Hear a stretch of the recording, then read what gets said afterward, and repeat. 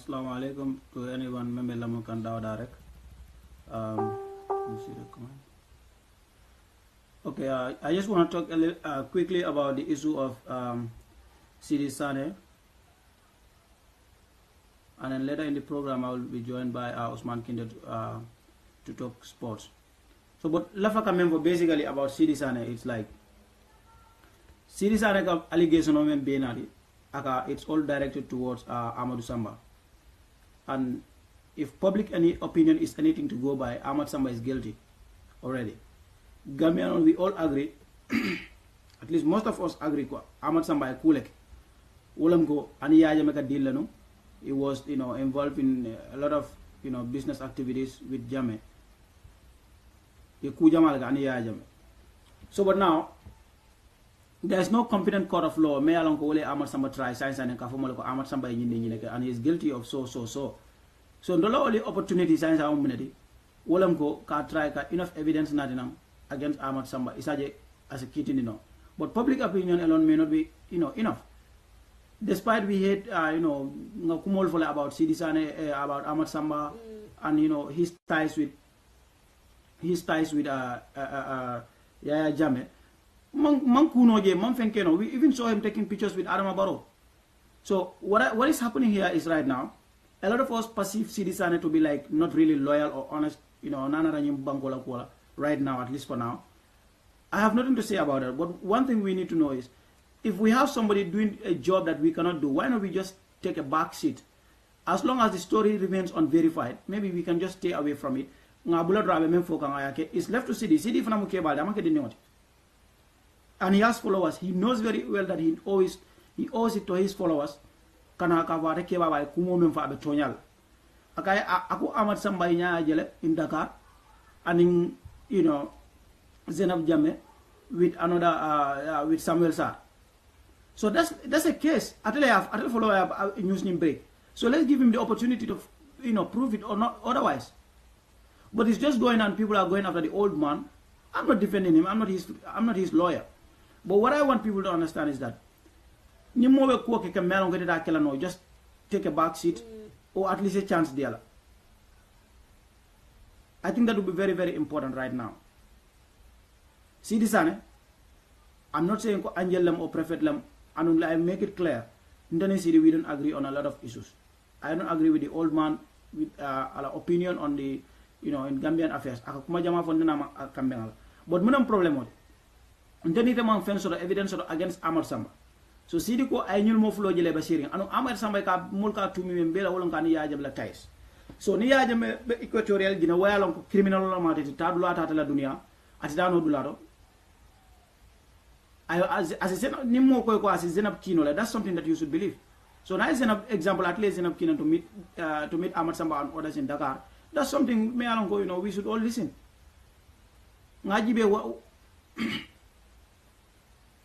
Exactly. Ray Brown, you are right. Denying everything may lead us to failure. Yeah, you said you believe in the story. That's your opinion, fine. So I think we need to give chance. What we are doing here basically is we are defending Ahmad Samba. In attacking Sidi Sane, we are defending Ahmad Samba because Ahmad Samba, like I said in the beginning, public opinion, he's already guilty. Amaben. And his ties with Yaya Jammeh and all that. See this Ahmad Samba's ties with Yaya Jammeh. We all know there's something fishy about it. But who actually have a prima facie evidence to prove this? A tangible evidence that you can tender in a court of law. Your lawyer for this is what Ahmad Samba did and it is wrong. This is what Ahmad Samba did and it is illegal. So, but when Ahmad Samba meets with the wife of the ex-president, somebody sees them and is trying to bring that to light. We don't give a chance. We are going after the old man, attacking him, calling him a liar and all that. What we are doing is we are not just attacking him, but we are defending Ahmad Samba because Ahmad Samba is not happy about this story. Ahmad Samba remember for Ahmad Samba. Kafoko, aning Zainab Jammeh meeting or not no asotole, I exposed that. Ahmad Samba doesn't like it. Somebody is bringing it to light. So, like they would always say, politics, there is no permanent friend, there is permanent interest. So if we have a common interest with Sidi Sane, duga alinga lo afi bang o nga support o nga ndabo ndi kanane nga bulala dogo. Because kuno mbira nyim post mo jama ko picho nyinto, they don't see enough evidence in the picture. That's what they said. Omuto nyala. But be aka memvo for Sidi ke ba wawe lola I have story for na lo ko de story do fana fa ko Ahmad Samba ya call 9 times. Samuel Sari a call ibe a voice message le ika neng ika kumul fa mini algo manga kuma dimat. So I don't think CD will lie to that extent. I don't believe that. And whether you like it or not, CD also has his own expertise. And I platform also, especially in Gambia political and all that. I platform also. CD Sane has a platform. He has a very massive following. He knows it. He's a responsible old man. We may differ in political ideologies. We may differ in political ideologies, but at the end of the day, this old man is a very, very experienced guy. And for Nibafla 1 or 2 fields number, he's an expert somewhere. So let's give him chance. Akai Ahmad Samba jele. Let's give him chance. And I have Ahmad Samba je Dakar le. I evidence all nothing. But it cannot all be like kunun na fota rek nga judge nga bang. And this attitude is a very bad attitude. Necessary, we keep following them. What they are going to do is they will be distracting us from real issues. Because Gambia has no real issue more than economic crisis right now.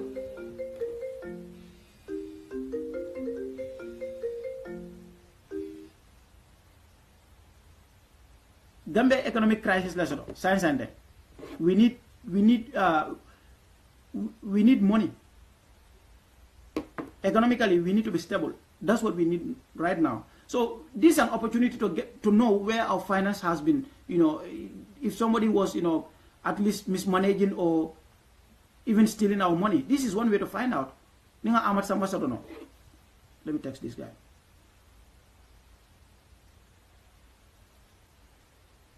So how come Ahmad Samba defend la publicly like this on social media? Ahmad Samba ko Sidi Sane man tonya ko. Because I know that's what he's going to say. Let's not do that, please. Even if you think that, I don't believe Sidi Sane is an enemy of the Gambia, but even if that's what you think, come on, let me come to your level now.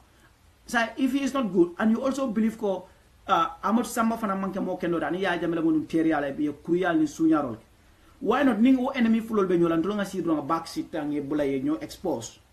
Why not we do that? But we are not doing good to ourselves by going after Sidi Sane. I'm not defending him, but that's just the fact. So Alana time that it's not going to be easy, but we need to take our time. Because near Yimbulating, Ahmad Samba, what you're gonna see is you'll get even more frustrated. If there are no evidences with him, this guy knows how to fight his way up the ladder. He's a successful businessman, in case you don't know. But continue and Adam Abaro with other ministers, his business will be flourishing. Even though more fair I cool it. But now I cook it, I'm evidence. Luamu Luala did. Nico Ahmad Samba cook it. Adam Abaro Ahmad Samba, I don't have Ahmad Samba Aliasoro. is only in a competent court of law with, I mean, enough evidence to prove beyond reasonable doubt that Amadou Samba have in fact done something. Either economic crime lembang, corruption lembang, money laundering lembang, drug dealing lembang. Either any crime, Amadou Samba is a partner in that crime. You have no proof basically. Right now you have no proof. Sidi Sane is making a case that you guys said he's been, partnering Jammeh to, to drain our economy illegally for their own selfish interest. So he's trying to help us gather some evidence by revealing that, in fact, that narrative is being supported by the fact that Zeinab Jammeh had a meeting with Sidi Sane. So let's give the old man a chance. Sidi is an expert somewhere and he's very well connected. He's not going to lie about his story. I'm not verifying the story either. But I'll be very, very surprised. I'll be very, very surprised. Ni Sidi Sane story safe, o story manke tonyat ay na mur ko tege ay fendo safe trying to verify a false story. I don't expect that from Sidi Sane. That's not fair. So we need to be more organized as a people. And like I said, if we keep doing this, real issues will be not real issue. Instead of we address the real issues, what is going to happen? What people we perceive as enemies. Sidi has an agenda, You can be critical of him, but keep that personal. Sorry, don't keep that personal. Political ideology, because everything most of us learn Sidi and post on Facebook about politics. So you don't have to take that personal.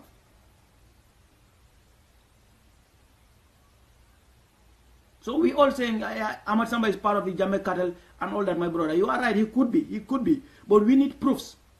And Sidi is doing something for us right now. Because he has a following, he has a platform, he's a responsible guy. He knows good enough people. In fact, in Dakar itself. Not because these people have been meeting in Dakar. He said you can help us. Because even though Omari may capture no. Because put yourself in that scene, in their shoe. Itanya Amadou Samba with Zeinab Jammeh.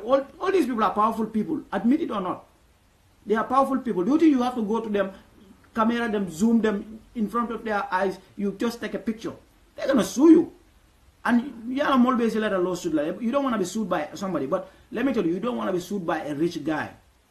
Trust me, especially in Africa, you mess up with a rich guy because against his will, you're gonna pay a price for it because he knows very well that proof against him, and he's gonna be in jeopardy. He's gonna fight it off. So let's give peace a chance. We have real issues to discuss. There's a lot happening. We can talk about a whole lot of issues. Sidi Sane, if you don't support his narrative, let's just leave Sidi alone. At least for this topic. Let's just leave him.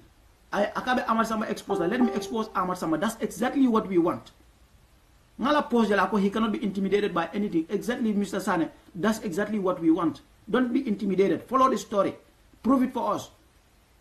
Publicly, we don't trust Amadou Samba. Public opinion across the government, people more based on Amadou Samba, they have something to do. But we have no proof. You and I have no proof. Unfortunately, in the Masodo. And we think it probably often Masodo because by now there will be charges. But unfortunately not. Exactly, boy Sose. You are right. So what I'm going to do here, I'm going to try to call Mr. Usman B. Kinde in the second part of my discussion here on Facebook today. We would like to talk about sports. Please stay here. We're going to reveal some very, very corrupt practices that's been going on in the Gambian football, right from grassroots, regional level, corruption. We're going to talk about it. I'm talking to this guy is very, very familiar with the situation. He knows about it. He's been following the sports for a very long period of time. He's been writing about it. Some of you, article Jamarit online at Kasafe about sports. So, Mr. Kinde, if you are listening, I'm going to call you right away, right now, to talk to you about this whole thing. It's going to be pretty much like a discussion because we need to talk about this corrupt practices. Mr. Kinde. Hello. Yes. Yes. Oliver. Yes. Thank you. Welcome, Mr. Kinde. Can you hear me very well? Of course, yeah, I can hear you, Oliver. How are you? I'm doing fine. Okay, I just want to ask my listeners, can you hear Mr. Kinte very loud and clear? Because I want to make sure that the transmission is not, you are able to hear him very loud and clear. Please, if you can hear Mr. Kinte, can somebody comment and verify to me that you can hear Mr. Kinte from your end?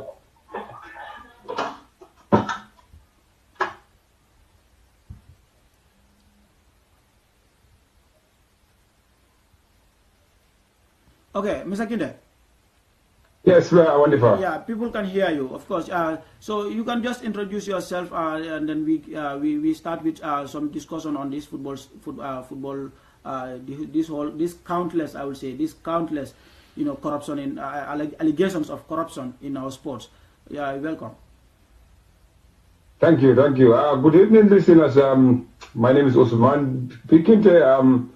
I'm the founder of Gambia Africa, the biggest sporting Facebook page in the Gambia, over 26,000 followers. I'm also a football activist. I will call myself a football activist, a writer, and somebody who want to see football to be decentralized in the Gambia, football to be everywhere in the Gambia. That's my goal, and this is what I'm fighting for, to fight for injustice in football in the Gambia. Wonderful. Thank you very much. Okay, after Wobe Foringokola, I don't know which language we have to be specific here, but you are free to speak in any other language, because the objective and the goal here is to make sure that people... no, it's not Sidi Kinde, Mr. ML Dabo. Which Kinde? The objective here is to make sure that new information Gambianolia understand. Despite Nkamfara, we want to keep the calm. We want to tell you the truth. We want you to understand the real issues. Why all the time we are taking social media, not just me, but even Mr. Kinde and people who follow Mr. Kinde and other people on social media. I mean, a whole lot of Gambians are disgruntled with the way our GFA is run. So, Mr. Kinde, after you start in your damina, I just want you to walk me through, like, you have to listen and understand regional level, corruption and the way GFA is able to interfere at regional level, electional muda, bring electional muda ke riglembang, representative also, and all that stuff. I just wanted to explain for us briefly from regions. Nadia, you can start with a specific region, then region by region, because there are petitions written by regions. Kodi? Yes, right now, we have three to four regions. Many petitioners have to protest against the last regional football election congresses that happened in whole regions. It's even more than four, to be honest. But we, as I can confirm you, it's about 3 to 4 regions that made that complaint already. And the reason for that is the heavy involvement of Gambia Football Federation, especially the administration in Kababajo, attending all these major regional football elections to influence and to make people be scared and to use his personality to make people to vote for them. I will start with a similar thing happened in LRL, which football stakeholders were very, very unhappy. And at the beginning in LRL, men kept for him and follow Kepang. Wala may nata nung jele, ikata nung siya football elected congress keje. So before LRL was the first target pulka LRL yetami. And it was planned and to be held secretly without the notice of the stakeholders. And it even tempted some stakeholders to travel away from Basse just to come and stop that secret congress a couple of months ago, which they managed to stop. GFF for some reason, I know they deny it because they have to defend themselves. You deny it, but it was an open discussion in LRL. That's what they plan and that's what they want to do. But they plan to go to the the regional sporting center in Yarosoma, where they want to hold this congress. And unfortunately, the football stakeholders managed to win that saga with them, and then they make sure that the congress was Mama Abud. And then they continue to go to CRR where they did the Congress, and she even similar thing happened there because there's a protest that was even written well before these three protests by some part of the Sierra, because Sierra is very big, the biggest region in the Gambia, and the other part of Sierra is they're complaining that the Congress, they are not aware, and they vote sort of case. So we'll make it at it. But because of this was a part of their master plan, and to have all the regions became more sort of mel, they will vote for them. There is a plan for them to have these elections win by their own people. That's why they have to travel a region to make this elective Congress, and so that Kababayo, the Gambia Football Federation president, will be in present. And this is the first time it does not happen in Gambia. Football Congress in the regions are independently run by regional founder, without the involvement of Gambia Football Federation. Maybe Nibina Jefang, they will just serve Senate observer person who will just give. I understand, because regional, those regions, they are capable of running their elections. It's not a among the fundamental collector. It's only the regional, the district centers. And then the clubs and the people running those districts, they vote and select an elective body. Gambia. But this year, because they know that they're suffering, they are struggling to win the heart of the people. They cannot win the heart of people anyway. So all they can do, they can just rig the election by bringing people who they know that will vote for them, because you can see clearly what they well, after winning all those elections, all those personals who win for them in those regions illegally, use calf meeting like when they fire Asmana Sane calf meeting after that Sierra President Jammeh Samba, one of these calf mission just to win those people's heart. I mean, fully only voting it.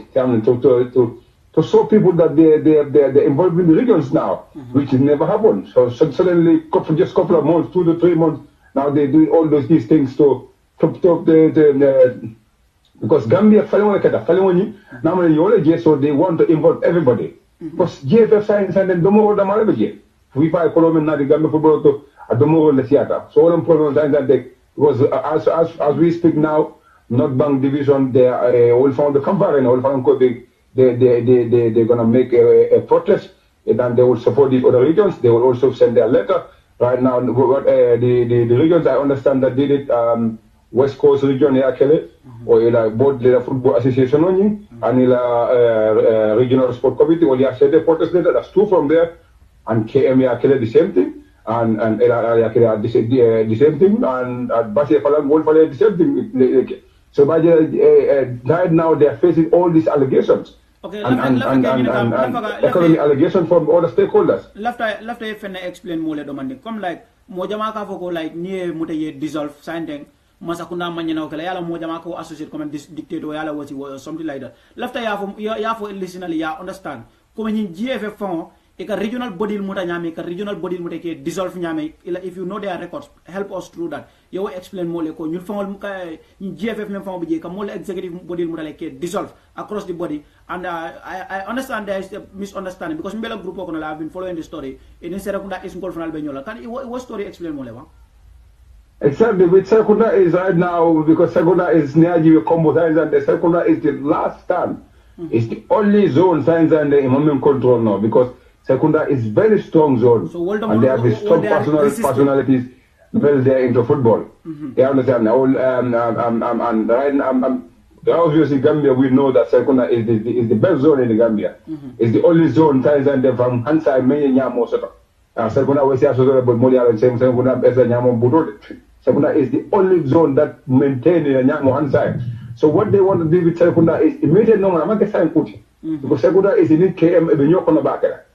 So what they want, the first Sekunda is the dissolve, the control. And the Sekunda is controlled by the KM region controller. So this is their master plan. With the help of these so-called National Sport Council executive secretaries like Master Mendy and then Ebu Seka. Only the Marco can put in because all they want to do is to meta men comme ye Sidi Kinda regime dissolve nyame ye Mustafa Kebe dissolve nyame it is all kala pour ka football control because if they win in those areas sign ni mo ni that election are possible you cannot win them because regional the Kamul winning them. So right now this is their master plan to dissolve Sekunda is and Sekunda is which successfully they stand against them for signing what the National Sport Council decide implemented because they are in collaboration with GFF. The GFF level support cap and GFF level candidate with National Sport Council because that's an open discussion in the Gambia. Everybody knows about it. Master Mendy, who near GB, I've been sitting in the region, Mustafa Kibela region. This is the main person. Anything bad in Gambian football, I talk up in the game. Okay, let me explain more because Sidi Kintela Jamano, Danga Kalamdale. Mustafa Kebe, on often the same thing often me, those moflo nimbe me. But Minanake, example city, Beria City Bondi, City the second vice president Melango Waleketa Lamin King Colony, in Aralomada Yakan National Sport Council president. Yeah, understand. So I don't Nico City executive dissolved a baile because of corruption. But City the second vice president was good enough to lead the National Sport Council. So yellow way which hunting itandi. Yeah, understand. So I love the explain demanding like, okay, what more Jumalel Benunje because then actually I call them Terry Kafo. They are losers, okay? Terry Kafo Mollo. So I want left the explain more official killing still now ministry level and more influential level benal go to the National Sport Council. For hands I more killing level ni be ya for mole Jumalel Munyu multi menal still now it will be follow. FIFA Gold Project you can reserve your energy for that minao because what Kodomen Kasara we still want to know. Come on, but Amar Sambala Komen Foga. Kodomen Kasara FIFA Gold Project we deserve to know it. Yeah, with the National Sport Council, Marcel Mendy is his number one name. Nanigo National Sport Council Gambia, Iba Tome Nigeria. It was since the Jammeh Amadou Katele at Marcel Mendy was the secretary, Billy Benin, out of the Secretary General, Billy Benin, two executive bodies, so Sidiki and Mustafa Kebe, dissolved. And this Ebuseka was there. We King Koli matter history Lombake, but now King Koli was also a master. He was part of the master plan. King Koli,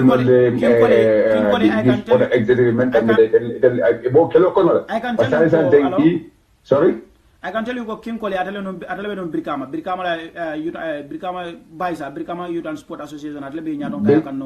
Yeah, exactly. He was there. At the same time, but this is my problem. Because King Kolibe was president at the same time, at the Abenu GFA, Palace of Nababu, somehow in GFA, Abe Gambia Police Force. So this is the type of people still now. Mena wole mola sport mo ya control. Ntama wole understand no.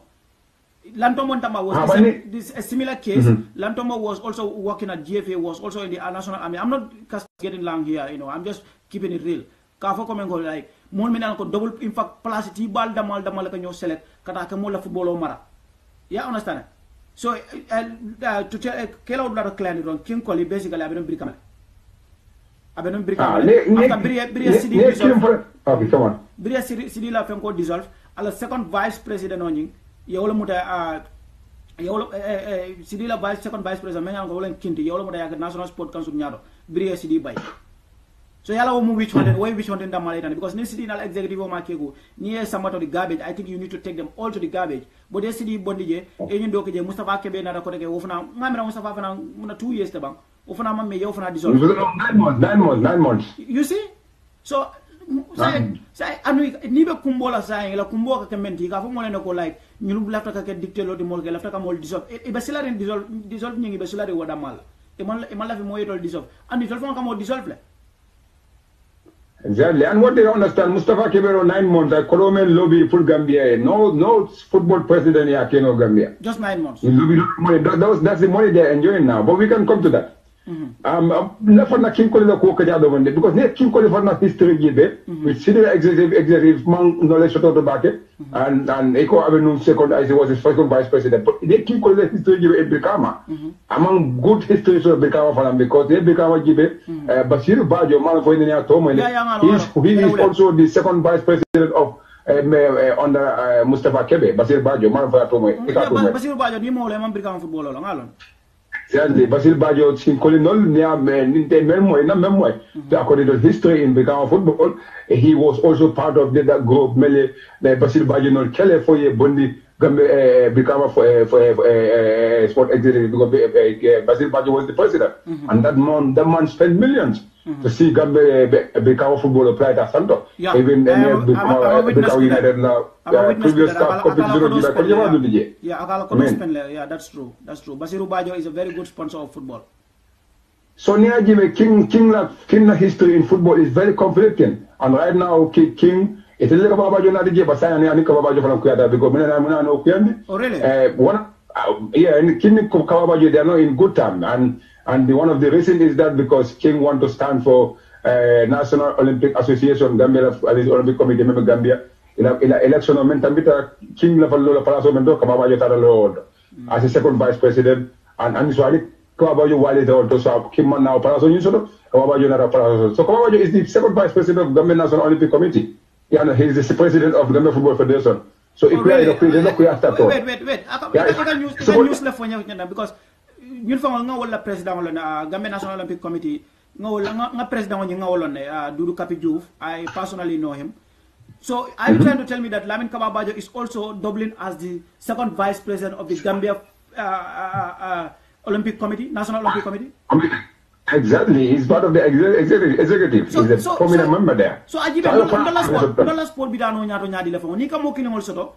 Ndengete soto. Yeah, understand it. And let me just give you a brief history here. This is something we need to understand. Ko sport la corruption among Africa damati. Niya for camera witch hunting or anything. I live here in the Netherlands. I do sports here. I can tell you. Example, Ndola Jang Athletic Federation. Na coach from to complain sometimes the way he runs on Facebook. But munagada, it's like 20 good years. Mo kilo member federation na wolel bije. Wo mo kilo nim vacancy bija kan na maje once. 20 years, not even once a vacancy announced. Nim ku gata drong ika nim vacancy so do kila friend that ya employee.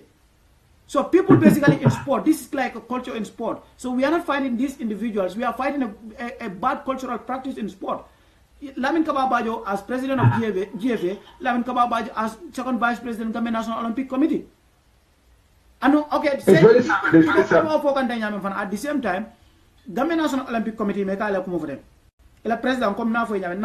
he is also the president of Gambia Athletic Federation. So we have people who are just greedy. Friendship, body, ya kiti, koni, ya jame, menke na mazaguna kono. Exactly. Ay karandi wala, you are karan. So if all the same dictatorship, if all kiga molkang in sport. Well, you know that all these people that are leading our sport right now, they were part of the system. They were part of that dictatorship system. So right now they try to hold on to that system because that's their last lifeline in Gambian public sector. So you want to. If you go to the National Olympic Committee, the same people are there. You go to the Football Federation, the same committee, the same people are there. So you need to go to reporting as an independent body, they come independently. They can never be independent. Exactly my point. They are always biased. They will be there for each other no matter what. So it's us, the fans and the footballers, make us suffer. Mr. Kinde. This is the problem. Mr. Kinde. Yes. We agree, I agree completely. This is what I was saying. Gambia government might interfere in the football. There's another superior body, well, the Gambia National Olympic Committee. And now what we are learning here is the National Olympic Committee. Nim Federation dingol meme duma Athletic Federation, basket, volleyball, womo kilingol lel kata ikat mara Olympic Committee la. So the only way out for us is for the government to rescue us. The government might interfere, in fact, we will remain stagnant. That's the fact. Because Gambia National Olympic Committee is a very neutral body. It should be a very neutral body. Football Federation in Black this is ridiculous, isn't it? Exactly. And to be honest, with the government, I believe that the government will do well. I think they are still new. I think they will do well. And what the sport bodies and the stakeholders will start doing is to write petition against these people. And this petition, when they write it, they have to send it to the parliament. There's a parliament select committee for sport. This Congress member is which National Sport Council, they want to do it illegally. We understand. Okay, Sekunda is a executive body because you know that because all the their constitution, it have told il a fatto bypass là, poi gli ha fatto costituzionale non meglio del febo, poi da electoral e molto non gli da femme non le law. So science and this is where they're struggling, and God, thank God, our government, the parliament, they're coming in board. The parliament makes sure that the election today are by because of a petition wrote against them, and the stakeholders in Senegal is they signed for the petition. So that's why you buy the bill. So the National Sport Council in realistic the parliament can overshadow their decisions. So this is what everybody need to know now. We need to stand against these people, these corrupt individuals in our sport. So we need to make sure that our corrupt football I have more we can the football sport corner. Like the athletic themselves invest football invest yala ñul kamenke the baby criers when they are on the defensive government can interfere, government interfere international law. There is no such international rule or law that says government cannot interfere, because in the first place football from footballer GFA ni lafta independent. First thing that they need to do is try tling your kodo resi fire economically ni independent at wrong government interfere just like that, but government you support need from government. So why should they even think of government man can interfere to local kono after it get from fund? No, they cannot fund themselves, because muneka ila corruption o be ni lafte ni du nyola du ni la ticket ol tema the way ka ticket in Kenya iko sunyaro ke ticket in ya understand that has been their culture. So ticket we all know it. We all know it. So when they can come back to ticket, I want to talk a bit about those tickets too. Maybe after the okay, then I'll try to write it down, because these people have a lot of corrupt practices. And what's going to happen is, I think this will resort to a demonstration or something like that, because Facebook, I will come here to talk about this, because this is very bad. This is very bad for the future of our youth. More corrupt Lamin Kababajo may yake president, he lied in his application. If he does not lie, let him come and prove that I'm lying against him. Lamin Kababajo lied in his application when he applied for the presidency of the Gambia Football Association. Anyanda taranum football club or may nominate football club man nominate no Brikam of Abota Damendo football club fra wala beje wala Brikam of Bombardati and Brikama United will be man Lamin Kababajo nominate no Lamin Kababajo Jumala Bombardara nominated publicly they said they have not nominated exactly. So Bombardana Iman Lamin Kababajo nominate, so that means so that means Lamin Kababajo lied in his application form. So application I William Fuje, that alone should disqualify him. Yeah, understand? As the president of GFA. So Lamin Kababajo Brikama Coleman Lalakaje. And guess what? It was the KGI, Kanilai Group International, KGI, Walla Lamin Kababajo, Purkake a candidate. So why should we even think about retaining this Lamin Kababajo?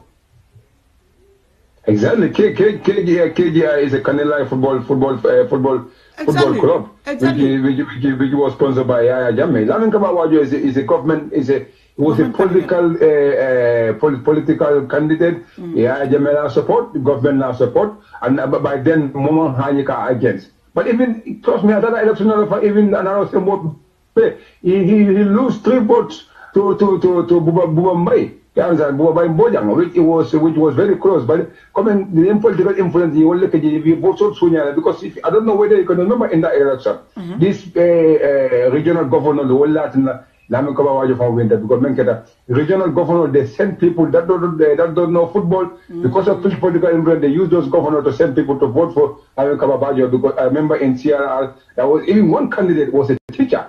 He came to vote. And he said he came from CRL or UR, something like somewhere there. I go at another vote by amount what he is voting for. This was on the media. Everybody listened to it. So that was a big chaos by then, because by the one time on the election was rich. So the same thing you only can that Kamola football control. It's just like in a former boss Kamola election or Rijnaman, the answer you did win. You can win a couple more way. Same thing. It's the same, but we need to get rid of this virus in our football. These people, they're not good for our football. Sport. Yeah. So, like, let's get back to this FIFA project, because Kodomen Dudaye is enormous, but the output is just regrettable. So, Dominic explain more about FIFA goal project. FIFA goal project, that goal project was built during Gabi Social Regime, only sport gold project in lobby, you understand, Pulai Law and the gold project city regime only not law. But the gold project, the main purpose was to be a football school for government footballers. You understand? And you a boarding school to have talent and to have football teachers to learn football in that gold project. One gold project the main purpose. So gold project rather a bello, which we now fulfill no. And at the end, in other main case, FIFA could deal about 700 how to call it, $500,000, which was $40 million by then. FIFA only deal put a gold project in car renovate. Because I blew that already for operator. Just car cutting the dollar. That's all they need to do. So $40 million you always spend. Because somebody did already.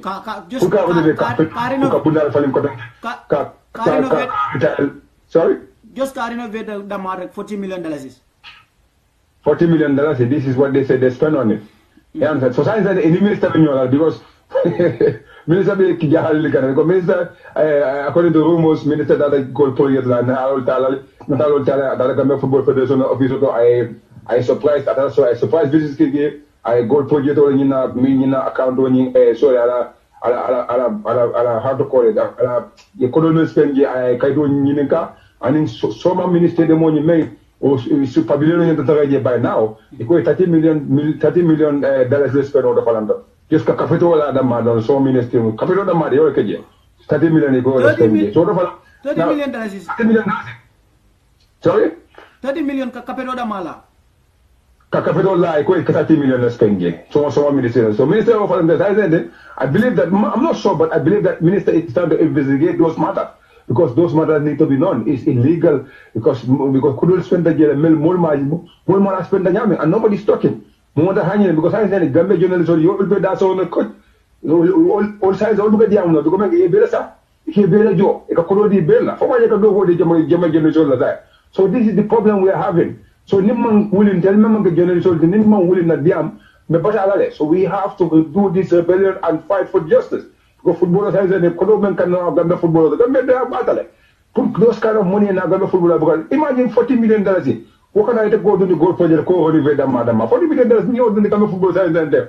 Because the football for play, can't kind of you can legal. Trust me, our football is somewhere else.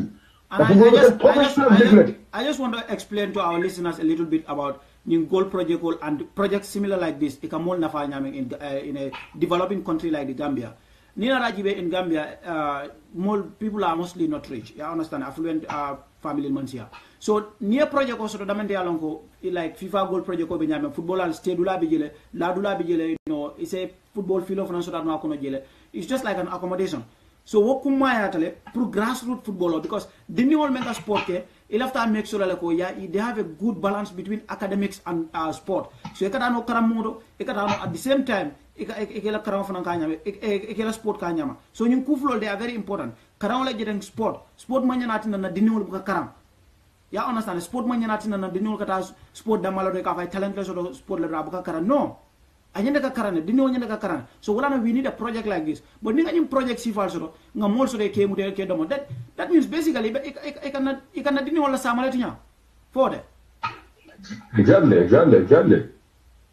FIFA cards they have a good heart for Gambia. Never got the football itanyado. If dunia football better anyado. All my football sipa. To make a football in school where dino gra karana. If a football finance karana. This is the clinical at the boarding school. And the other reason for the goal project is full Gambia national team or under 17, under 20, even the national team. You understand the need, especially the home-based team. Not only international duty, they can stay together for weeks and they can train together there. You understand? What is the motive of the goal project? You understand? Pulka football on you want it. Only concentrate football people will be proud of playing football. What is the goal project? Goal project is just like a 3-star hotel. Everything is there. But in more little go to your running, you could do the Jeremy, could make a day, Mazona Bedun Legend. Kapuka from Molia. Kapuya Kuroman the Madun. Imagine $40 million just kaboom. Boom, load of parade over the petrol, the Koyana, and this happened to go. you see them you know, they have $40 million. 40 million. And when you talk about their financial mismanagement, left a domanding for you comment kefanjo allowance because that's also a great deal. Ni findi da la padiemol and all that nga kalam da ko yela padiemol fanal ye fanna padiemol la fale. So I want you to explain that also a little bit. Exactly. Before become Football Federation before it had been Gambia Football Federation. First of all, the employee employee mansia just mean employee letter don't meld there just pull football on is because I manage no you understand.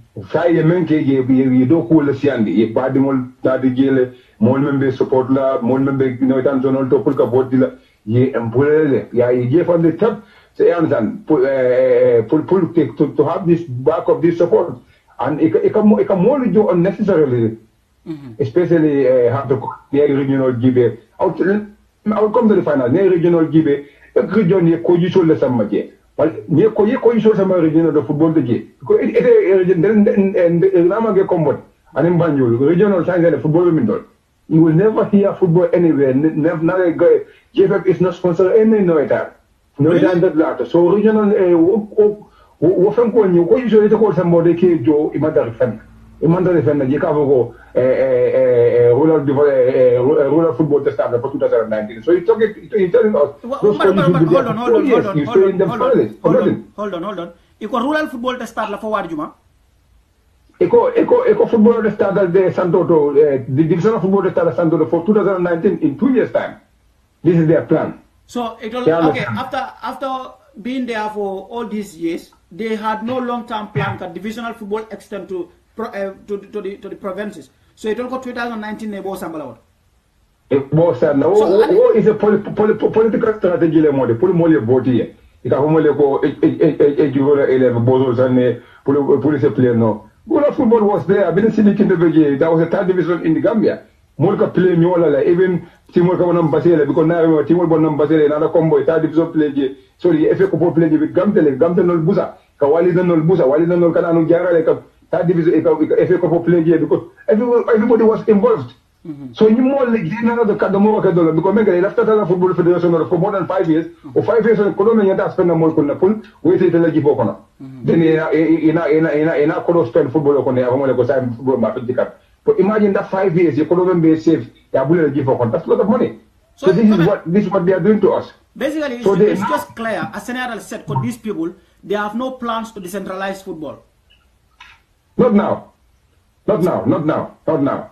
Right now, their plan is to enrich themselves. If only before far Corolla. What will plan? It's not a plan for to decentralize football because 2009. It's not now. 2019 is. I got 3-star hotel for them. I got 3-star hotel for them. You know, there is one ML Dabo here. Me and I stay at the FIFA Gold Project. In fact, the bedrooms are not even good. What a laughable thing. That FIFA Gold Project, Momuka out of town because them pay. You got too much hotels in the Gambia for somebody to go and stay in those hotels. Gambia hotel found Bukafa. What that's the question? Hotel Bukafa. Hotels are always empty. So I don't know how they can get money from the to sponsor those how to call it to get money from those FIFA Gold Project. That's the first question we need to ask ourselves. Why can't we use the FIFA Gold Project for the purpose if I did more lamina? So you know not you more batandi. You understand? These people they are just there to enrich themselves. Because any stakeholders also do the general last year. Last year, because every year, annual conference, because it was sort of with the stakeholders from every region, and in football club. In all, the last AGM, because they said they spent $70 million in Gambian football in 1 year. $70 million. $70 million. This is neither a newspaper from just a type of the for example, for point one of them all. So, echo 70 million. So, you know, some kind of they cannot help themselves. So this is the question. The 17 million is like 2015. It's very, very frustrating. This is sad. It's very sad. It's very sad to be honest. And we need to improve from these situations. This is the problem. Only for another we have to come back again and we have to have another program and we have to come back again and organize another program. We talk about this in another edition, and there's a lot of things to talk about anyway. Yeah, no problem. I really appreciate your time. You know, nyinga mba trial la no ni me da han tanda hala, you know, as we gonna be digla la kende ke be kisi la kende ke, and whatever information we have. Our only obligation is to verify. We'll come here and put that out for the public. Moma sila mola Gambia is a free country. You know, ya Jammeh jamano obotale. Ite kata see just a capital replace 40 million. 1 year it 70 million. What William for Gambia is a rich country. Gambia katal for. So anyway, I would just like to thank you very much for your time. Okay. Thank you, Wonderful. Thank you. Bye bye. Thank you, listeners. Bye. Okay, anyway, Melafeka video for now. You've all heard what he said. So absolutely it's clear. I will just like to conclude with Kai Tandala Komengo. GFA be Niafa beta another. New Fasale BJ, Terika Fole BJ, Molmen Bay BJ, Ibe bad, Ibe Terry killing. Ibe mu Terry killing all day. Yeah, understand? So Lamin Kababajo is very clear. And I repeat, Lamin Kababajo, I mentioned, he lied in his application as the president of GFA. What am I Lamin Kababajo disqualified? So I don't know what the government is wondering or looking into. As long as they are concerned, I'm always optimistic. I know they always take action. But I think it's time they look into these cases. Even if it's going to be 1 year from now. Please, for this interest of the nation. Lamin Kababajo Bondije. Lamin Kababajo Birkama team nominate for KGI. Kanila Group International Team Lamin Kababajo nominate President GFA. So Obe Kola Lamin Kababajo Mamalu another law Birkama Timo for Birkama Bombada, Akomal Fatamun Vice President, the second Vice for Munamada, I can't at the executive class also. And actually, in other proof, like Omangatonia, the Molia Lonyadi, because Timo Fawning, Akabe executive Palaso Babul Dame, will another Ya Foko, Lamin Kababajo is not part of their team. So, Ningam also of many uncle, they are defending this team. We need to ask each other, let's engage each other positively. Ngatonya for Noe. Lamin Kababajo, like in his application, Almolom Ngalone. Traditional mentor in these institutions, new sporting organization like Amenge, Nibe Jane Katara Janafanane, Jamuda, Uflul Belkatarable. So Science and Lamin Kababajo is also I'm just learning from my colleague, in fact he is also the second vice president of Gambia National Olympic Committee. This is incredibly sad. Lamin Kababajo with everything are they responsibility mentor as football federation president. So why is he greedy to run for another public office? But that's just portrays So people need to wake up. On social media, they are willing to defend them and they continue to do them. But what we need to understand is model be when defend kang because yala na ko nyimla mo teri ka folati. So ni teri nyol bije even though they was tearing to bawdu jana ni sare in the end it teri nyol be da maybe da laba naka doko ke wolto. Wol be fongol le be fanko to singol. So this is what we need to understand, that people that are defending this GFA most of the time are people that are optimistic that whenever they go back to the Gambia, they're going to be, they're going to find themselves working for this GFA. And GFA, even though it maybe let's say you can say that.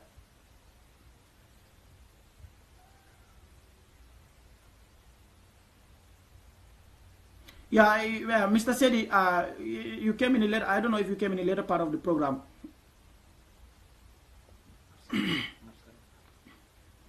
But I have talked about. I have already talked about these things in my interview with Pamudu Bojang.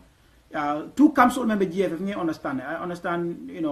Will be there. Will be more details already. You are right, Mr. Pasedi. You are right. Two camps level. You understand. Because example, bring Sidi Kinde Bodaje, Kebe Boda Sidi Kindela Cample, ya Mala for Modu Musala Boda Aliu Jamena Mola Camp, Sidi Kinde Winda. So Walane Kebe dissolve. So Briasi Kebe Fanan dissolve, still now Sila Camp made Daha, it was Nanila candidate Nada, Menkera, I don't know, by Bojang from Brikama, then, it was Fananing, it Nada, they fortunately came with Kababaja, but still now it was a stiff competition, but in another winner. So this time around, Birim by Bojang from Sidi Kindes camp versus Sidi Lamin Kababajo of Yaya Jammeh and Aliu Jammeh's camp with Bakari Jammeh. Biri Walter Karte Fowler, ultimately Yankuba Bojan Lamin Kababajo winner. But I realized that I Sunyaro Kele because I Faniala for ala application order. I come on file application do amange tonyare. I have said it ya amanje nga muragan. He lied in his application. So wala place agency la mi kababa jama basically. So I think people need to come out more understand. Ngaida ni mola ko ni Ministry of Youth and Sport dunta nyim ko kono. Science ye investigate. It's not bad. It's just a normal practice. It's just a normal practice because nobody can even go after them. We should be an independent body. You should be an independent body. You cannot even generate funds to sustain your own offices. That's sad. So I think National Sport Council, like the likes of I don't know, is it Marcel Menin? I know this guy personally. I think he's a very, very nice guy. I have no problem with him. Surahara. Yes. Okay, thank you very much. You are welcome. Wonderful, Sawan. Albanyadi. Yeah, I'm feeling them. Cool. The GFL when you go. It is no doubt and it is succeed no.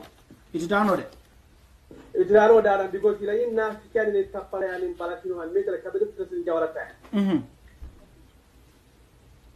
Kada amta buriya mala kana ko boy ite dorna maka ko be la selection hal national squad fan ka select ite kata buya mo fa kabri ya jema tara la kuja tara ko buya ko be dan ta ko brika makata kombo san meri banjun ko be dan dawde ni be selection kala e ka ton hal onda 18 or onda 17 or whatever they call it e ka be dan di kombo ma fa wala geta banjun pare imagine nyimbo dam fo kan jang GFL plano ko ne mam plan so pour ga divisional football extend to the provinces for the next 2 years, till 2019. Wala mafango, you know, so when the New Kuyala, where is a very bad, you know. Kodo menkane kafal ko di Gambia. You cannot moment. Yeah. Kodo menkana dunia bangu sembe kyo kodo mendi ko ika aladi Gambia football association aladi GFL iko the Gambia day. So people wala ke siga ko di ko do mu de ke jo padem le nyojo la salary la e ditano dawda ni wala tinna na fiti adun daje ke be from kebe to kinte everything ila na fiti adun daje atitano dawda ni because one day hakko banko de ko do mo dan nan ko ba do ma e de lawe min to laji ni fi akola definitely wala ne ya jame tamandi ko la akono ko dunia diata ni ya jame ba fona abe sila ba fona ko man bir kama da ko bar ni sama fita mo be da sama do ko la nawe tan ko dan o balasirin ko de ya jame ko de leyo bar ko do ben kala te yenda sembo men sotola e yenda sembo men sotola ni ñoo moy ni yo banko from kabo kabin bir kama ko kabo kabin panni kara ko kato ko korena ni me selection o kala ye dinunta fo de la bolon ko fo din talent de bele football no football no from the school level mela kuma kundu nga regional sport comme ni mol be ko alimbe sayya ya wana sana ndara ne ko flade ndaga da ne ko flale non tanene si arar if my memory can serve me for wala fa ya win fam so football ni ko region versus region mo be sayya ay ya mera region mo fa be wina wolta wina ya bo ko nyama fo ko je betara bala fa mo le kono di nulu Valentin ita turu Bakwela they are doing very good in European football adu wala ni wonne na mambanjulu je. Okay, excuse me Surahara, ML Dabo, you want to call, you can call my WhatsApp right after Ninga Surahara drop. So mengalam science and then just try to inbox me. Let me see how I can find you. Ninge inbox ngana WhatsApp deal assigned and then you can call my WhatsApp or better still insana WhatsApp drop no agent wrong. This is my WhatsApp number ML. If you can see this. My WhatsApp. Yeah. Nde wala so nde men fala ko jiye be ko leba ala fo ye nyaade hasbi tabula ye moto jo ye ta fo bolon kono ye dabla ni la ko kono ye committee so bolon kono nawe kan o ta nyama national squad ni jesil men do jesil ko ta ye so jesil la ye taw ni jesil say wala ta kala de ngel membe tuba du te kilin kilin yo sacrifice e jesil sera village il team mole e kadila email tiamo pendindi mobe tano school la bolon kono mobe tano school la banjul no what a kala no ngara so do ye nyaadi elo e tara school gambe ha tara school muslim ko dam manno o school ka amita high school le bay ne start jumal ye mel yalon ko adunda on the 17 ko mel yalon ko ata bolon ko kinem fani no ila selection of because decentralized na yetara Gambia yo afoy ko ndeko be danka afno ngani man ta bolon ko afene da futa ma dawadal isawari no seriously as long as you man bolon ko no batte nyani afno fa kata fo bari bo as long as mo le dabule la ko ko dem banko dewulde be su nyaaro me yaade be su nyaaro ci fa laaru ka ata dala haajo as long as mo le dabule mo la ko ko ala me la padem ko don fon be fini bo layo ko Pare kuna go ya mere da mantra domoro le nyini ke bulu bang. No, but after me ko la siri sana ko me ko la mo fana ko kanya bale be sport right now. No problem. No problem. Thank you very much, Surahata. ML Dabo, I want to wrap up, but because you've been part of this FIFA goal project, and then you want to call, that's not a problem. So la personal inbox or Facebook science and then feeling no number please you can quickly call me. Janiba program on you close line, no. Yeah, then I can hear your own opinion. So please stay tuned. Stay tuned. ML Dabo is going to call very, very soon. He's been part of the project, and then he's going to tell us his experience being at the project. I will excuse myself for like 2 minutes or so. I'll be back.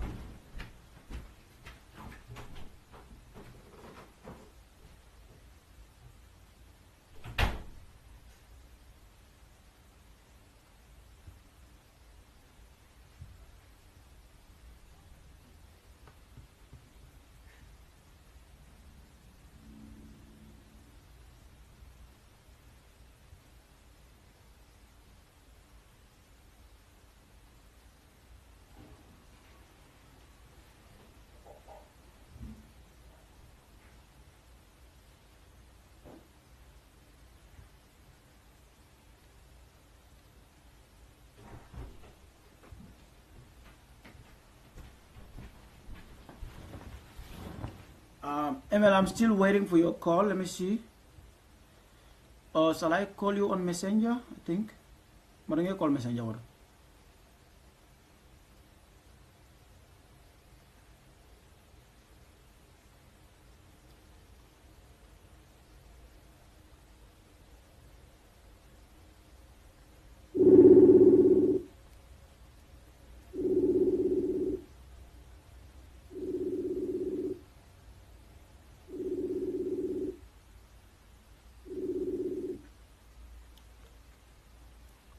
Yes, Mr. Dabo. Assalamualaikum warahmatullah. Walaikum salam. Wonderful. Inimbara Dabo, inimbara. Sane. Inimbara. You are welcome to the program. Thank you very much for calling. You are welcome. GF endanga jibe nyame na corruption starta journal. Was nyaji be han starta journal nyaji be han squad ko la footballer damal kon corruption bi je hade Gambia squad la ko la kam ni dara kam aten brigade boy so mel bona brigade wala ka si fay ne mel bara ko si fay mel bara bangé si fay. Really? Yeah, so then yeah, come to my attend. I was a footballer before. Then we played against Bakau United in the junior team model. Because of Ntolu Santolan Cole, because Ntolu Santolan Cole, then I forced to Ngalo Fiesta. I was playing on the Jilgo Football Academy, football branch. Sam Mendy was my coach, so she transferred me to Bakau United in the youth team. Yeah. And at the same time, I'm a physio, professional physio. Wow, that's interesting. Because Ulu from Kiansangandi. Okay. Okay, my brother can physio. Okay, so like ngaje comment ke je ko ne dara goal project ko nyintole, you know. Can you tell us infrastructure in Benyadile, services and facilities inside? Goal project in 2004-2005. Need na jongkong kono bedroom kono akafunkana need na jongkong kono ita 1 minute so from Kalaji. So wala 3-star hotel. I'm telling you, unstoppable for the jongkong kono. It's terrible. Wow. So in a bedroom will be made.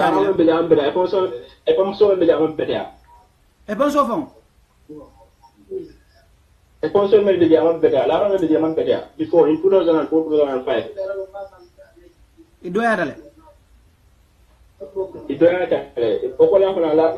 Sponsor keep price sponsors $100. This is more than 1,000 or 700 or Stefan. Wow.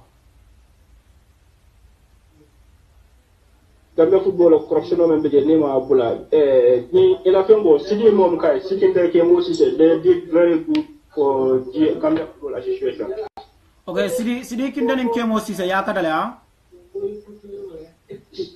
City Kemosi said they did very good for Gambian people. Gambian will take John or Adal. He said Jalano, Moment Roko Kadar as a general secretary, but Gambian look at Gamanola.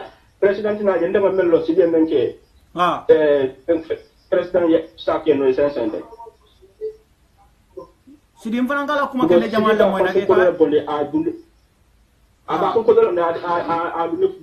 If you could remember, Kemos, this man, she said, but how about problems? She said, half back player, ma. Half back columns, she said, she said, or something she said. But I control she said, Kemo, a la force, cannot Gambia, a la force, a la ticket, Kemo, sitting in the Lajola, Uncle. Oh, really? Ka fly now. Kemo, ka fly now. City, a la one personal could have bull the host, the local, until a bullet country. A car comes from football tree. Wow. So City Halama President Yala, Gambia Football Association Conole. I am Marco Dokola. He have the capability of working with them. Yeah, because of the before the Gambia human trafficking, human trafficking. Wow. But near Jivia business solemn. Hanako, attack Melia came up. Come Kamul Mago Tamola them. See, Kamul Mago Tamola can see. No, well, Yala was if I'll personal thing and you left a more character assassinate Lake and I go Kumashifalvo. Don't let them get court of law and don't not a wrong allegation on me like Rolanda Yol Claire, you know, was if I look, I can't let my wall Nibe lose can any allegation Sifal can but what is clear or what science and what I told they are corrupt and they need to speak. One of the reasons why we feel like it's necessary to come out and speak. Well, I'm going for side. More better accused of Budomola Luolo, Ebuka Nefansen. Yeah, and never Gambia Bodo the Jang. I bet our football can intelligent. See. Questo che 5 euro, aspetta io però lo concedo. Non abbiamo poi già, sera sia cleva. La vengialo. Adava non cambia lì con la loro. Adava non cambia lì con la.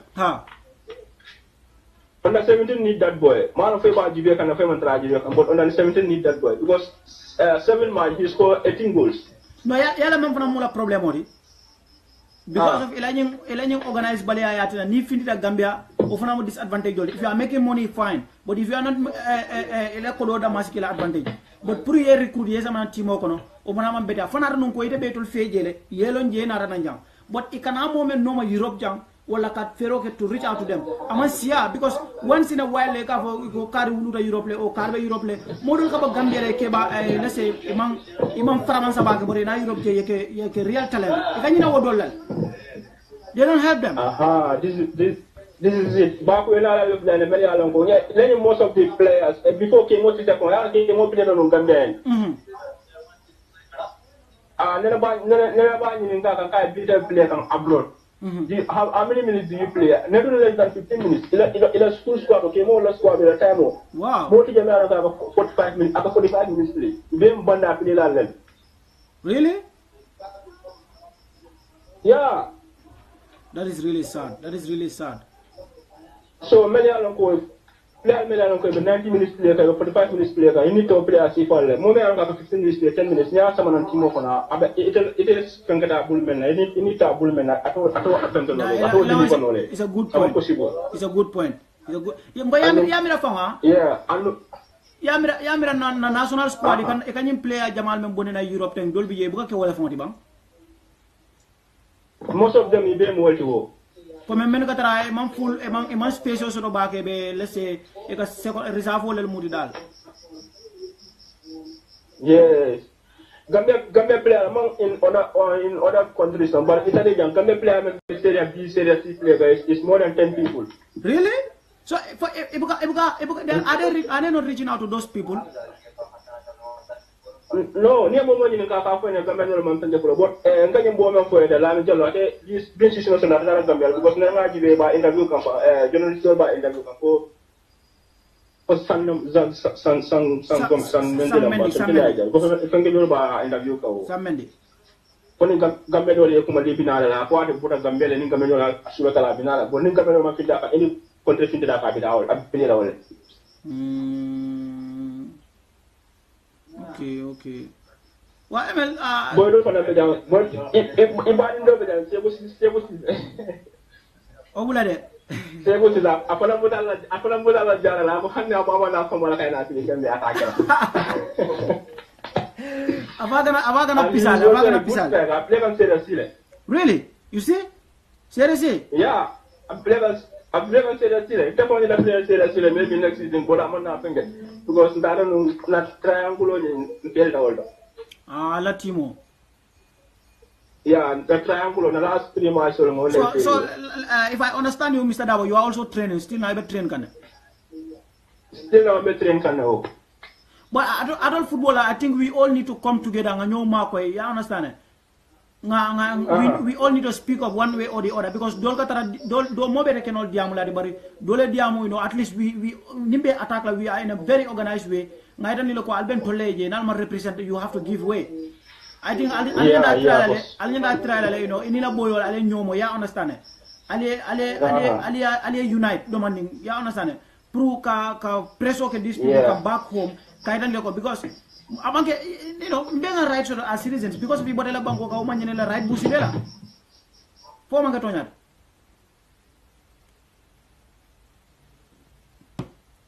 Hello? Oh, I have connection problem. Okay, you are back. Hello? Yeah, I got moila.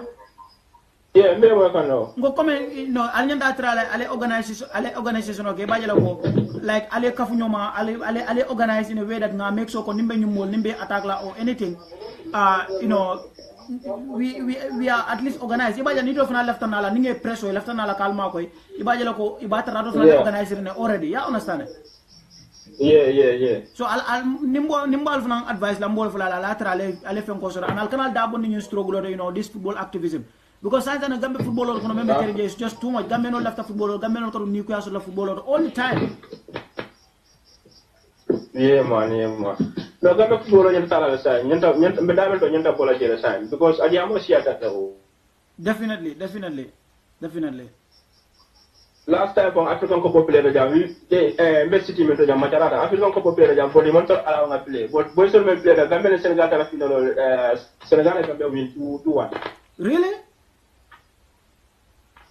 Yeah, every year I play, but maybe high level because I play, but don't man play. But boys will play along for all play. They play very well. The match will be win up to the final. Senegal happen to win them 2-1 in the final. No, Gambia no guy football on nobody. No football on that's what I believe. But man official can do it. Selection is a problem. That's my problem because the regional position, the regional coach team be Chris.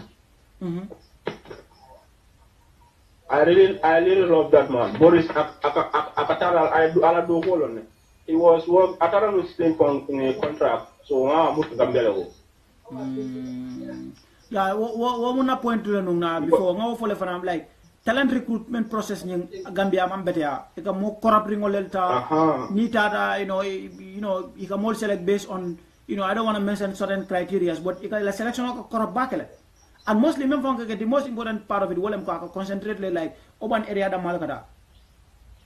Ibuka rural area mol fale. Right. Well, anyway, Mr. Dabo, mbe bulala je den fo nyaado yamoy. Okay, guys, we've been here for quite some time now. Thank you very much from wherever you are listening from. I would like to end this video here and then continue to have a blessed day. Yes, Ibrahima Kamara, thank you very much. Ibrahima, next time you can call through my WhatsApp. I think we've been here for quite some time, and then we want to make sure a lot of people listen to this as much as possible, because if I have the time, in fact, I want to make sure that I have this on WhatsApp audio and distribute more, not just people here in the diaspora, because now diaspora, but people also in the Gambia. Usman Kinde made some very, very important points, and then of course ML Dabo also made some very important points. So we want people to let me see, Mr. Kamara, what I can do here is just Ibrahim Kamara, can you just call my messenger? If you call my messenger I will be able to pick you up. Then ngadiamo, but it has to be really quick because Meda Janada, I think I need to end this video. Mr. Kamara, let me see if I can reach out to you.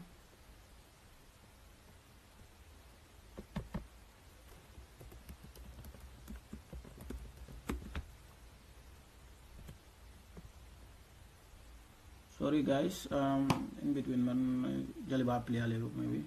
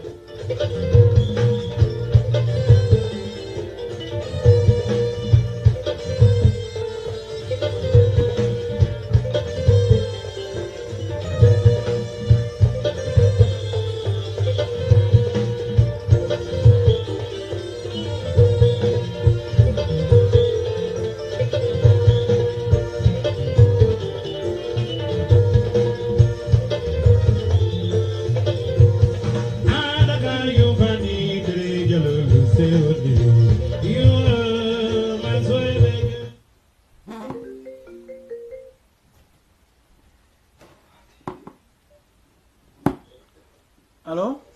Hello? Kamara. Yes, Mr. Kamara, you're welcome. I'm calling. Hello? Hello, very loud and clear. I can hear you. Yeah,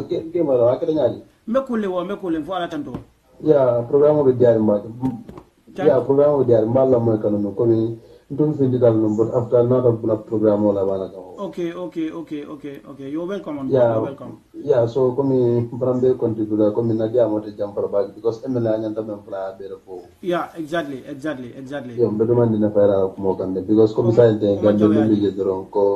and footballer development, footballer develop Gambia because more than complain on player Gambia football national and football like can no more mega small.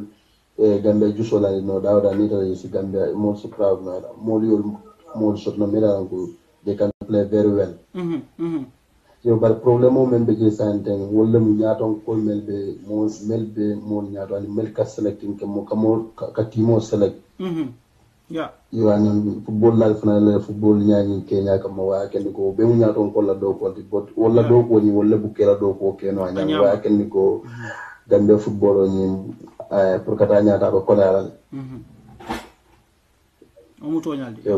because mo nyanda men soto la ala do ku la ko mina mo nyanda men soto la na bu ka soto anyan pota nyanda active la nyama active no ko nyanda kala nyama exactly yo so to nya bi da ngalo ko kom awan so na bari ya ni rafta kula fana fe bo kula fana ya fam ya yo kana je ten don ka ko mi ndele be mar lin jana so self interest ni mo ite kanu jube ite bela fen ko la jube la to dia ni te bo la jube la ni la caractère so ça jube ko because moment ko ba aka Sidi Kinte men fote nyanya be Sidi Kinte jaya yala baro because moment kala on ko do gondi ka dundi banko adun amanke wol football la aba dundi ka o men na ko do amanke no de ko do soto wol kana wol na ko do sikal ka muru na daga wala ka da fananjo because a kala banko di ya nin kama go asito dia so de muna bi ma ya mol ba to dia fo exactly okay so hada momon nim fana nyante misalo yala ko ko ne banko do ko nim nyame momon de be banko do ko kala kana nin ke ko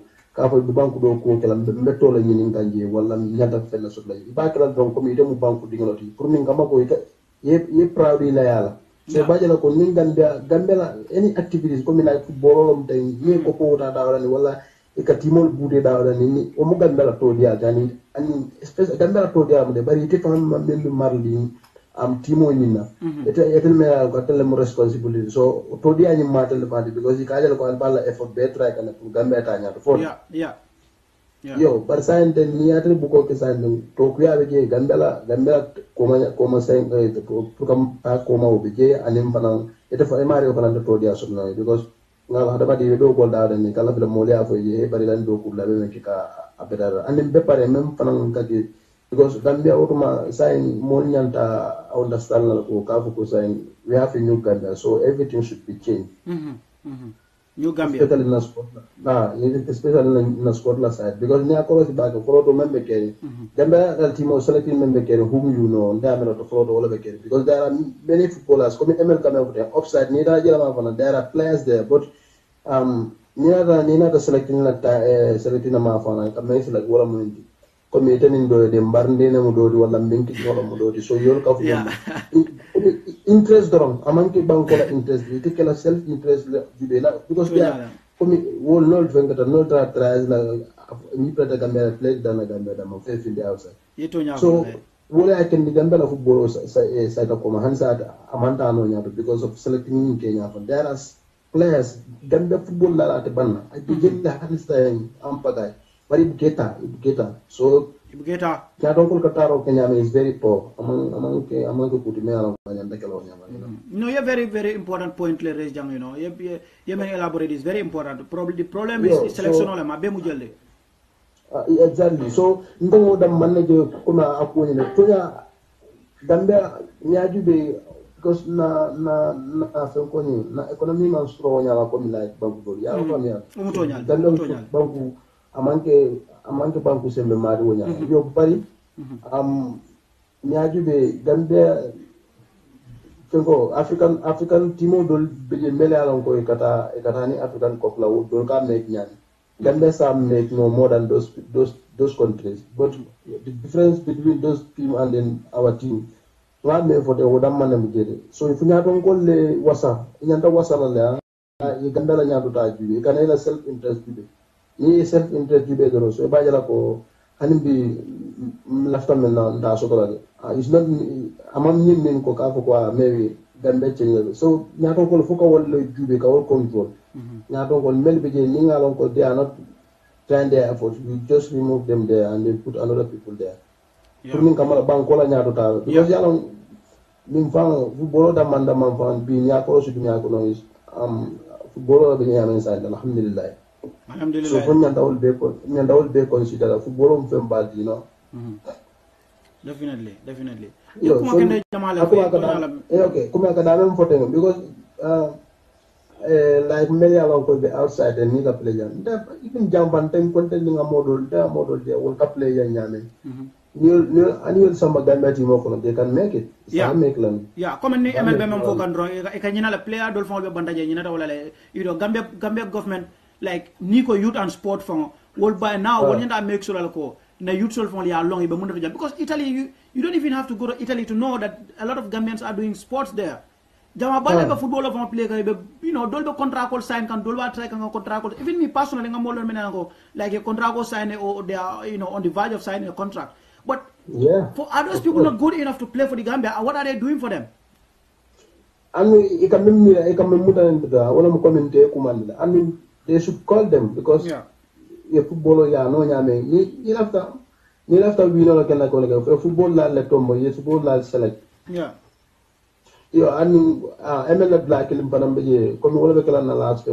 comme ka dalan fate comme ya Gambia nga football jibe la bar ndela sport fen ko nyum man fenke man kono fen ko man experience to baake but tal ñu kuma programme sifa am very interested because Gambia polo hana man Gambia puti ni ñu ko sifa ku kendo ko bente kala fele all the time ngataram da nga ko da contribute because mbele mu Gambia di ngoto yana Gambia di ngoto ambe nyanda mbulo ka fula nyoma hani mario man fenke no ni de football na to ko bari finance jamo keno tuma do alla demaro to mo kilin be sotla mera ko be ra jamo mo la hanna be ma mo nak because abe mu banku do gold ila banko ko ne ke nyanta lole la banko no matter how it is because we are all from home banku di yalla exactly so akada même fanam foten ko mi like football la fondamental ma corruption membe yo mu fondamental because nyaaju be ko ma kama min dalem foten il faut nyanto avwella e ma nyanso na wala ko mi like ni mel bota bani wala si bani mel bota fani wala si sera ko na o si fal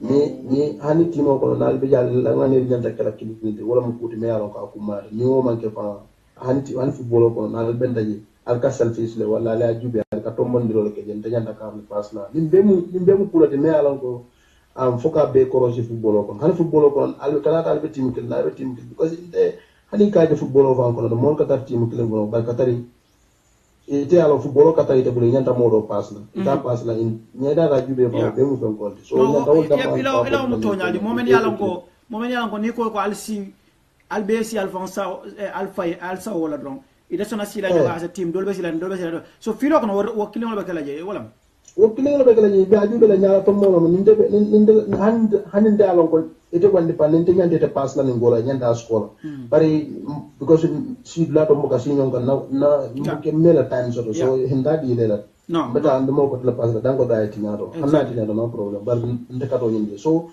si pa ka mo fon de nyamala de because ite o be mo opportunity de so si pa ko ko bulan be ke kilin di no okay mbari kamera kuna ko baraka bake yango Ibrahim baraka bake just kon fen ko ma isi ha ko bene ko jamo fela no it's okay you know I'm very very happy for your call in fact your call kenya man so thanks for sharing your views with us okay thank you very much thank you okay mbad video nyim tanga mom inshallah mbad dana jane no mbal be tendula mbal jela mom mo be la moy kandro have a wonderful evening